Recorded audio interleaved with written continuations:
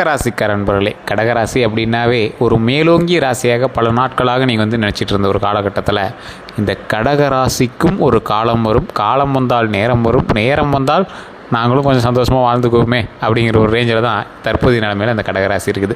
கடகராசி அப்படிங்கிறது பல காலமாக கஷ்டங்களை மட்டுமே அனுபவித்த ராசி. குடும்பத்தினுடைய சப்போர்ட் இல்லாமல் மேலே வரக்கூடிய ராசிகளில் முக்கியமான ராசி இந்த கடகராசி. கடகராசி அப்படிங்கிறது ஒரு கடல்வாழ் உயிரினம் அப்படின்னு சொல்லலாம், நீர்வாழ் உயிரினம் அப்படின்னு சொல்லலாம், அது இல்லாமல் மேலேயும் வாழும் அப்படின்னு சொல்லலாம்.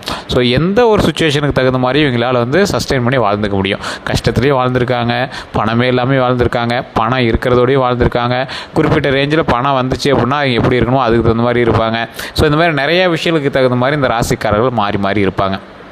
இவங்களோட பண்பு நலங்கள் அப்படின்னு பார்க்கும்போது ஈஸியாக ஐடென்டிஃபை பண்ணலாம். கலரு அல்லது ஸ்கின் சம்மந்தப்பட்டது இந்த மாதிரி விஷயத்தை வச்சு நீங்கள் ஐடென்டிஃபை பண்ணலாம். இந்த கடகராசிக்காரர்களுக்கு ஆக்சுவலாகவே ஸ்கின் சம்மந்தப்பட்ட ஏதோ ஒரு அலர்ஜியோ இல்லை ஏதோ ஒரு சின்ன மேட்ரு கண்டிப்பாக இருக்கும்.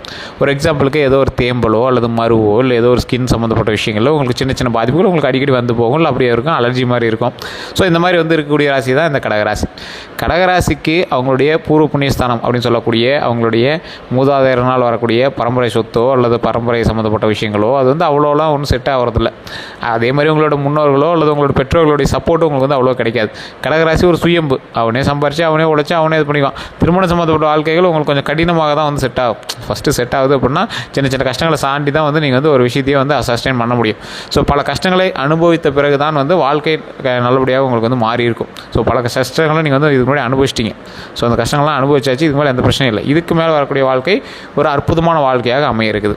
இந்த அற்புதமான வாழ்க்கை கிட்டத்தட்ட ஒரு வருடம் அல்லது 1.5 வருட காலமாக உங்களுக்கு ஓரளவுக்கு ஆரம்பிச்சிருக்கு. ஏன்னா அந்த ஒரு வருடத்திற்கு முன்னாடிலாம் ரொம்ப கஷ்டப்பட்டுருப்பீங்க. இப்போவுமே பார்த்தீங்கன்னா பாதி பேருக்கு அந்த கஷ்டம் முடிஞ்சிருக்காது. ஒவ்வொருத்தருக்கு சின்ன சின்ன ஃபினான்ஷியல் சம்மந்தப்பட்ட இஷ்யூஸ்லாம் இருந்துட்டு தான் இருக்கும். அப்படியே போக போக அது எல்லாமே சரியாயிட்டே வரும். இந்த ராசிக்காரர்கள் தொழில் சம்மந்தப்பட்ட விஷயங்களாக இருக்கட்டும், கல்வி சம்மந்தப்பட்ட விஷயங்களாக இருக்கட்டும், ஒரு புது நிறுவனங்களில் இருக்கக்கூடிய ஒரு விஷயங்களாக இருக்கட்டும், எதுவாக இருந்தாலும் கொஞ்சம் பார்த்து பொறுமையாக நிதானமாக செய்ய ஆரம்பிச்சிங்க அப்படின்னா நன்மை உண்டு. நீங்கள் எப்பேற்பட்ட ராசிக்காரராக இருந்தாலும் சரி, நீங்கள் ஒரு மிகப்பெரிய ஒரு ராசிக்காரராக இருந்தாலும் இந்த கடகராசிக்காரர்கிட்ட கொஞ்சம் பார்த்தே இருக்கணும் அப்படின்னு சொல்லலாம். காரணம் என்ன அப்படின்னா, எதுவுமே தெரியாத மாதிரி இருப்பாங்க, எல்லா வேலையும் பார்ப்பாங்க.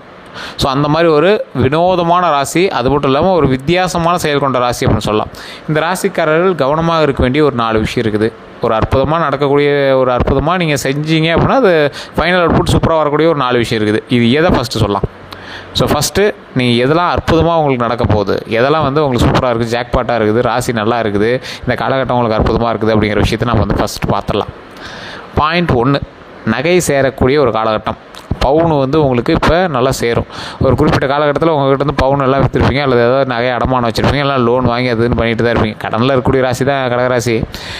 இருந்தாலும் இப்போ ஓரளவுக்கு செட் ஆகிருப்பீங்க. இதில் பவுன் அமையறதுக்கான ஒரு காலகட்டம், தங்கம் வாங்குவதற்கான ஒரு காலகட்டம். அதே போல் உடல் ஆரோக்கியத்தில் கவனம் செலுத்த வேண்டிய ஒரு காலகட்டம். அதில் முக்கியமாக ஸ்கின் சம்மந்தப்பட்ட விஷயங்கள். இது கண்டிப்பாக ஸ்கின் சம்மந்தப்பட்ட விஷயங்கள் நீங்கள் சஸ்டெயின் பண்ணாமல் நீங்கள் அடுத்து மூவ் பண்ணிட்டு போக முடியாது. ஸோ அந்த மாதிரி ஒரு காலகட்டமாக தான் இது அமையுதுங்க. அது மட்டும் இல்லாது இந்த ராசிக்காரர்களுக்கு உடல் ஆரோக்கியத்தில் ரொம்ப ரொம்ப ரொம்ப ரொம்ப ரொம்ப எச்சரிக்கை தேவை. வண்டி வாகனத்தில் கவனம் தேவை, உடல் ஆரோக்கியத்தில் கவனம் தேவை. கொஞ்சம் கொலஸ்ட்ரால் போடுறது, கொஞ்சம் உடம்பு பெருசாகிறது, தைராய்டுக்கு தான் செக் பண்ணுறது, ஒரு பிளட் செக்கப்பாவது பண்ணிட்டீங்க அப்படின்னா போதுமானது. அது உடம்புக்கு ஒரு ஆரோக்கியத்தை கொடுக்குது. ஸோ அதே போல் இந்த ராசிக்காரர்கள் ஒரு 4 விஷயத்தில் ப்ளஸ் பாயிண்ட் அப்படின்னு சொல்லியிருந்தேன். அந்த 4 விஷயத்தில் ஃபஸ்ட்டு பாயிண்ட்டு, குடும்பம் ஒன்று சேரும். பிரிந்திருந்த குடும்பங்களும், பிரிந்திருந்த சொந்தங்களும், பிரிந்திருந்த சகோதர சகோதரிகளும் ஒன்று சேரக்கூடிய ஒரு அற்புதமான காலகட்டம். கொஞ்சம் உங்களுக்கு பண செலவெல்லாம் இருக்கத்தான் செய்யும், எல்லாத்துக்கும் சமாளிக்கிறது, குடும்பத்தை பார்த்துக்கிறது, அந்த மாதிரி விஷயங்கள் இருக்க தான் செய்யும். இருந்தாலும் எல்லாம் ஒன்று சேரக்கூடிய ஒரு காலகட்டம், அற்புதமான ஒரு காலகட்டம். வண்டி வாகனங்கள் கொஞ்சம் கவனமாக இருங்க, அதுதான். ஸோ அடுத்தது குடும்ப ரீதியான விஷயங்களும் உங்களுக்கு ஓகேவாக இருக்குது. சப்போர்ட்டு கிடைக்கும், உங்களோட பேரண்ட்ஸ் சப்போர்ட்டு, உங்களுடைய முன்னோர்கள் சப்போர்ட்டு, உங்களுடைய குடும்பத்தினுடைய சப்போர்ட் கிடைக்கும். நீங்கள் ஒரு தொழில் பண்ணுறீங்க, கல்யாணம் பண்ணுறீங்க, இல்லை லவ் மேரேஜ் பண்ணுறீங்க, ஏதோ ஒரு வகையில் உங்களுக்கு சப்போர்ட் கிடைக்கும். பாயிண்ட் 2. பாயிண்ட் 3 என்ன அப்படின்னா, உங்களுக்கு ஒரு சூப்பரான ஒரு வேல்யூ தற்போது நிலைமையில் நகை சேரும். நகை சேருவதற்கான ஒரு அப்புறமா இல்லை சார், நகை விலை எங்கேயோ விற்கிது சார், இன்றைக்கி வேறு அப்போ அதுன்னு என்னமோ சொல்லிட்டு இருக்கிறாங்க, என்னன்னு தெரியல, விலையெல்லாம் ஏறுதுங்கிறாங்க, எப்படி சார் இப்போ சேர்த்துறது அப்படின்னு கேட்டிங்கன்னா, கண்டிப்பாக இந்த டைமில் நகை சேருதுங்க. நீங்கள் ட்ரை பண்ணிங்க அப்படின்னா உங்களுக்கே தெரிய ஆரம்பிக்கும். இந்த டைமில் கண்டிப்பாக நகையினுடைய விலை ஏறினாலும் உங்களுக்கு நகை சேரக்கூடிய ஒரு காலகட்டமாக, நகையோட வேல்யூ அதிகமானாலும் நகை அதிகமாக பொருந்தக்கூடிய ஒரு காலகட்டமாக வரக்கூடிய ஆண்டுகளும் அமையுது. ஸோ இப்போ கடந்த ஒரு 1.5 காலமாக நகை வந்து பாயிண்ட்டாக கூட ஏறிட்டு தான் இருக்கும். அதனால் ஒரு நன்மை உண்டு. அதே போல் இந்த ராசிக்காரர்கள் எதில் கவனமாக இருக்க வேண்டும் என்றால், திருட்டு சம்மந்தப்பட்ட விஷயத்தில் கவனமாக இருக்கணும். உங்களோட நகை வாங்குறது, பணம் வாங்குறதுலாம் மேட்ரு கிடையாது. அதை சேஃபாக வச்சுக்கிறது தான் பெரிய மேட்ரு. அதேமாதிரி வாங்குறதும் பெரிய மேட்ரு தான். அதை வந்து சேஃபாக வச்சுக்கிறதுல நீங்கள் ரொம்ப கவனமாக இருங்க. அதேமாதிரி பாயிண்ட் 4, இந்த விஷயம் வந்து உங்களுக்கு ஒரு ப்ளஸ் பாயிண்ட்டாக அமையுது. ஆனால் இது வந்து தசாபுத்தி பொறுத்து தான் அமையும். இது நிறைய பேருக்கு தெரியறதில்ல. இது இந்த பாயிண்ட் 4லேயே ஒரு 2-3 விஷயத்த சொல்லலாம். அதில் வந்து உங்களுக்கு தெரியணும் அப்படின்னா, தயவு செய்து உங்களோட ஜாதகத்தோட டைம் லோக்கல் செக் பண்ணுங்கள், உங்களோட மாந்தி செக் பண்ணுங்கள், உங்களோட பூர்வ புண்ணிய ஸ்தானத்தை செக் பண்ணுங்கள், உங்களோட தசாபுத்தி ஃபஸ்ட்டு செக் பண்ணுங்கள். தசாபுத்தி செக் பண்ணும்போது உங்களுக்கு பொருந்துது அப்படின்னா பிரச்சனையே கிடையாது. தசாபுத்தி உங்களுக்கு செட் ஆகுது, ஒன்றும் இஷ்யூஸ் இல்லை அப்படின்னா பிரச்சனையே கிடையாது. அப்படி பிரச்சனை இல்லை அப்படிங்கிற பட்சத்தில் நீங்கள் வந்து பண்ண வேண்டிய ஒரே ஒரு விஷயம் என்ன அப்படின்னா, ஜாதகத்தை செக் பண்ணி அதுக்கு தகுந்தாற் போல் ஸ்டெப்பை உடனுக்குடன் எடுத்தீங்க அப்படின்னா நன்மை உண்டு. இல்லை சார், அங்கே லோக்கலில் ஜாதகம் பார்த்து ஒன்று செட் ஆகலை அப்படின்னா டிஸ்கிரிப்ஷன் நம்பர் கொடுத்துருக்கேன், பிரபல ஜோதிடர் நம்பர் தான் கொடுத்துருக்கேன். இவர் வந்து என்ன பண்ணுவார் அப்படின்னா, ஒரு பிரபலமான ஜோதிடர், கிட்டத்தட்ட 200க்கும் மேற்பட்ட ஜோதிடர்களுக்கு ஆசான். ஒரு திருமண சம்மந்தப்பட்ட விஷயங்களில் செட் ஆகாமல் இருக்கிறது, அல்லது காதல் சம்மந்தப்பட்ட விஷயத்தில், வசியம் சம்மந்தப்பட்ட விஷயத்தில் நிறைய விஷயங்கள் பிரச்சனையாக இருக்குது, ஃபேமிலிக்குள்ளே பிரச்சனையாக இருக்குல்ல, அந்த பிரச்சனைலாம் சால்வ் பண்ணி விடுவார். ஜாதக ரீதியாக என்னெல்லாம் இஷ்யூஸ் இருக்கோ அது எல்லாமே சரி பண்ணி கொடுத்துருவார். ஃபேமிலி இஷ்யூஸ் எல்லாத்தையும் சால்வ் பண்ணி விடுவார். ஸோ அந்த மாதிரி ஒரு பிரபலமான ஒரு ஜோதிடருடைய நம்பர் தான் நான் கொடுத்துருக்கேன். இந்த நம்பருக்கு நீங்கள் ஃபோன் பண்ணுங்கள், உங்களுடைய ப்ராப்ளத்தை சொல்லி பேசுங்க, எல்லா இஷ்யூஸையும் வந்து சால்வ் பண்ணி கொடுத்துருவார். அதே போல் இவர்கிட்ட நீங்கள் திருமணம் சம்மந்தப்பட்டது, குழந்தை பேர் சம்மந்தப்பட்டது, அதே மாதிரி உங்களுடைய டீட்டெயில்ஸ் எல்லாமே பர்சனலாக இருக்கும். வசியம் சம்மந்தப்பட்ட விஷயங்கள் எதுவாக இருந்தாலும் அவர் வந்து கிளியராக பண்ணி கொடுத்துருவார். உங்களுக்கு வேணும் அப்படின்னா ஜஸ்ட் கால் பண்ணி தெரிஞ்சுக்கோங்க. கீழே டிஸ்கிரிப்ஷனில் நம்பர் கொடுத்துருக்கேன். ஃபேஸ்புக்கில் பார்த்துருக்கீங்க அப்படின்னா ஸ்க்ரீனில் நம்பர் போட்டிருக்கோம். சரி, இந்த 4வது பாயிண்ட் என்ன சார் அப்படின்னு கேட்டிங்களே, திருமணமும் குழந்தை பாக்கியமும் முக்கியமான ஒரு பாயிண்ட்டு. இது வந்து ரொம்ப அமையிறது கஷ்டமாக இருந்த கடகராசிக்காரர்களுக்கு தற்போதைய நிலைமை உங்களுக்கு ஒரு ஜாக்பாட் டைம் அப்படின்னு சொல்லலாம். இந்த ஜாக்பாட் டைமில் நீங்கள் ட்ரை பண்ணிங்க அப்படின்னா மிகப்பெரிய லக்கு உண்டு. இந்த மிகப்பெரிய லக் எப்படி இருக்கும், உங்களுடைய தொழில் ரீதியாக, கல்வி ரீதியாக எந்த ஒரு செயல் செய்தாலும் அதற்கேற்றாற் போல் உங்களுக்கு ப்ளஸ் பாயிண்ட் நடக்கிறது ஒரு பக்கம். நீங்கள் ஸ்டெப் இத்தனை நாள் எடுத்திருந்தாலும் உங்களுக்கு வந்து திருமணம் அமையாமல் இருக்குது அப்படின்னா, இந்த டைமில் நீங்கள் ஸ்டெப் எடுக்க ஆரம்பிச்சிங்க அப்படின்னா வாய்ப்பு உண்டு.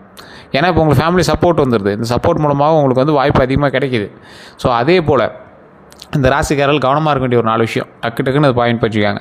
கடகராசிக்காரர்கள் கண்டிப்பாக இந்த டைமில் கொஞ்சம் எச்சரிக்கையாக இருக்கணும். ஃபஸ்ட்டு பாயிண்ட்டு, வண்டி வாகனத்தில் கவனம் தேவை. ஃபஸ்ட்டு பாயிண்ட்டே சொல்லியாச்சு. வண்டி வாகனத்தில் ரொம்ப எச்சரிக்கையாக இருக்கணும். நீங்கள் வந்து அதிகமாக வந்து ட்ராவல் சம்மந்தப்பட்ட விஷயங்கள் தான் பண்ணிட்டு இருப்பீங்க. தொழிலுமே ட்ராவல் சம்மந்தப்பட்ட தொழில் தான் பண்ணியிருப்பீங்க. அதிகமாக வெயில் சம்மந்தப்பட்ட விஷயத்தில் தான் வந்து சுற்றக்கூடிய ஒரு ஆட்களாக இருப்பீங்க. அதுலேயும் மோஸ்ட்லி 2 வீலர் சம்மந்தப்பட்டதாக தான் அதிகமாக இருக்கும். ஸோ அந்த மாதிரி விஷயத்தில் ரொம்ப கவனமாக இருந்தே ஆகணும் அப்படிங்கிற ஒரு காலகட்டம். பாயிண்ட் 2, ஸ்கின் சம்மந்தப்பட்ட விஷயத்தில் ரொம்ப கவனமாக இருக்கணும். தோல் வியாதிகள், தோல் மரு, தோலில் இருக்கக்கூடிய தேம்பல், அந்த மாதிரி விஷயத்தில் ரொம்பவே கவனமாக இருங்க. இந்த 2 விஷயத்தில் கவனமாக இருந்தீங்க அப்படின்னா இந்த விஷயம் உங்களுக்கு மருத்துவ ரீதியான செலவுகளை கொஞ்சம் பார்த்து இருந்துக்கிறது கொஞ்சம் பரவாயில்லையா இருக்கும். அவ்வளோதான். இது வந்து ஸ்கின் சம்மந்தப்பட்டதுக்கு மட்டும் கிடையாது. ஸ்கின் சம்மந்தப்பட்ட விஷயத்தில் ரொம்ப எச்சரிக்கையாக இருக்கணும். அதே மாதிரி உடல் ரீதியான உபாதைகளில் கொஞ்சம் கவனமாக இருங்க. உடல் ரீதியான உபாதைகள்லாம் என்ன சார், எதில் சார் கவனமாக இருக்கணும் அப்படின்னா, ஒவ்வொருத்தருக்கும் என்ன பண்ணுதுனே தெரியாது. டாக்டர் போய் செக் பண்ணுவீங்க, ஆனால் ஒன்றும் இல்லைன்னு சொல்லிட்டு நீங்கள் வந்து போய் மறுபடியும் உங்களை வேலையை பார்க்க சொல்லிடுவாங்க. ஸோ அந்த மாதிரி ஆட்களுக்கு முட்டி சம்மந்தப்பட்ட வலி, கழுத்து சம்மந்தப்பட்ட வலி, இடுப்பு சம்மந்தப்பட்ட வலி, இந்த மாதிரி ஜாயின்ஸ் பெயின் அந்த மாதிரி இருக்கும். அது உடம்புல அதுதான் பெயினானே உங்களுக்கு தெரியாது, ஏதோ ஒன்று பண்ணுது சார் அப்படின்லாம் இருப்பீங்க. ஸோ அந்த மாதிரி ஆட்கள் கண்டிப்பாக ஒரு டைம் ஜாதகத்தை செக் பண்ணுங்கள். உடல் ரீதியான விஷயங்களாக இருந்தால் டக்குன்னு போய் டாக்டரை செக் பண்ணுங்கள். அதை பார்த்துட்டு அதுக்கு தகுந்த மாதிரி உங்களுக்கான ஸ்டெப் எடுங்க. பாயிண்ட் 4, இது வந்து உங்களுக்கு ஒரு 50% பேருக்கு இது பொருந்தும், 50% பேருக்கு இது வந்து பொருந்தாது. அந்த 50% பேருமே நீங்கள் வந்து ஜாதகத்தை செக் பண்ணிட்டு பார்த்தீங்க அப்படின்னா நீங்கள் வந்து ஆப்டாக கண்டுபிடிச்சலாம். சார், இந்த டாக்குமெண்ட் சம்மந்தப்பட்ட விஷயங்கள், பேர் சம்மந்தப்பட்ட விஷயங்கள், இப்போ உங்களுடைய பேரோ இது ஓட்டர் ஐடியில் இல்லை ரேஷன் கார்டில் அல்லது ஆதாரில் ஏதோ ஒரு பேன் கார்டில் ஏதோ ஒரு வந்து ஆல்ட்ரு வந்து நீங்கள் பண்ணுறக்கூடிய ஒரு காலகட்டமாக அமையுது. இப்படியே உங்களுடைய டீட்டெயில்ஸ் வந்து ஏதோ ஒரு அப்டேட் பண்ணக்கூடிய ஒரு காலகட்டமாக அமையுது. பத்திரத்தில் ஏதோ ஒன்று அது வந்து நீங்கள் வந்து சரிபார்க்கக்கூடிய ஒரு நேரமாக வரக்கூடிய காலகட்டங்கள் அமையுது. தொழிலில் முக்கியத்துவம் கொடுக்கக்கூடிய ஒரு நபர்களாக இருந்தீங்க அப்படின்னா தொழில் ஜாக்கிரதையாக இருக்கணும். அதே மாதிரி வேறு ஒருவர் நம்புறீங்க அப்படின்னா நம்பி பண்ணக்கூடிய விஷயத்தில் கவனமாக இருக்கணும். வேலைக்கு போகிறவங்களுக்கு பரவாயில்லையா இருக்குது, ஒரு ஸ்டெப் மேலே தான் வருதே தவிர கீழே எதுவும் இறங்கலை, அதனால் பிரச்சனை கிடையாது. இனி வரக்கூடிய காலகட்டங்கள் அப்படியே ஸ்மூத்தாக போயிட்டுருக்கு. குடும்ப ரீதியான விஷயங்கள் கொஞ்சம் சப்போர்ட் அதிகமாகுது, மற்றபடி இஷ்யூஸ் எதுவும் கிடையாது. எல்லாமே பரவாயில்லையா இருக்குது. அந்த 4 விஷயத்தை தவிர கொஞ்சம் பார்த்துட்டிங்க அப்படின்னா போதுமானது. அந்த 4 விஷயத்தையும் கொஞ்சம் எச்சரிக்கையாக பார்த்துட்டிங்க அப்படின்னா போதுமானது.